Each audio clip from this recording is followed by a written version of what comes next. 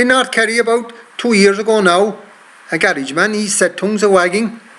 His business came under a serious threat and he couldn't afford to be lagging.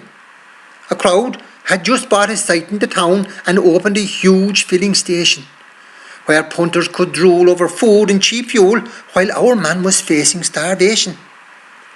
James O'Keefe was a hard-working man, but quickly he knew things were slowing. He'd have to react with a scheme or an act, just something to keep the cash flowing. At the Chamber of Commerce a fortnight before, there was a talk on commercial survival. How to keep out ahead without spending big bread and get customers back from your rival. Well, Jamesy researched like the speaker advised. He would plan his response in great detail. He watched from the road all the big lorries unload from all the great co-ops in retail. There was food for a deli and juice for a bar. There was foreign spring water from wells. Then out of the blue, and he knew it was true, he remembered, they told him, sex sells.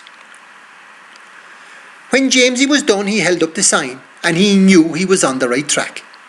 This bright new campaign would not be in vain, and he'd soon get his customers back. Free draw for sex every £10 you spend. Each tenner improves your potential.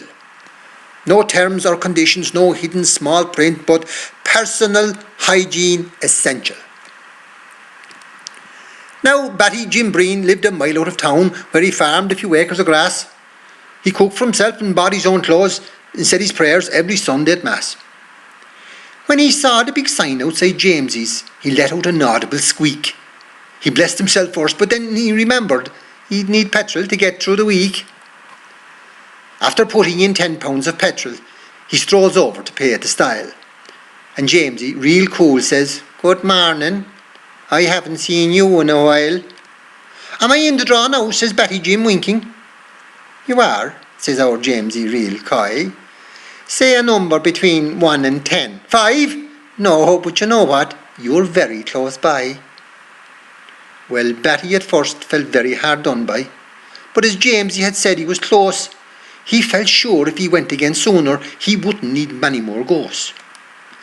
As he left to go back to his car, thinking which other number was best, he couldn't believe what he saw there, a line of cars stretching out west. It was an hour and a half later that day when Batty got back to the pump. After pouring in 10, he ran over again and said, "Am I in?" And his throat had a lump. "You are, of course, by," was Jamesy's reply. 4? "No, cooler you've gone." "Oh no, the wrong way.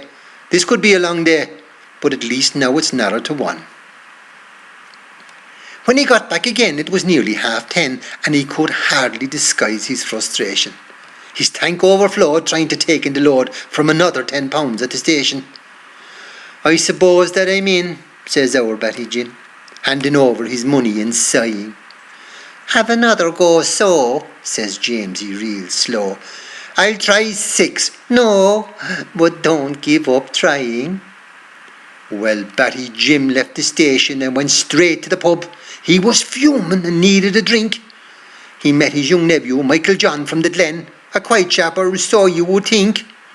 It was unusual enough for this chap to be out, for he'd normally be home with the wife. But Batty decided he would unload his spleen and give Michael an insight to life. It's a scam of the highest bad order, filling decent poor folk with false hope. It's the lowest of low in sharp practice, and he's gone down the slippery slope. Well, young Michael, he didn't agree, and the draw method was hardly a crime. Sure, it wasn't straightforward to have the right number and get it correct every time.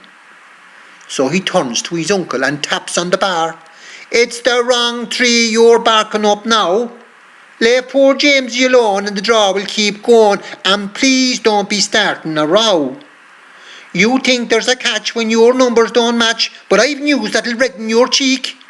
My missus goes too, and between me and you, her number came up twice last week."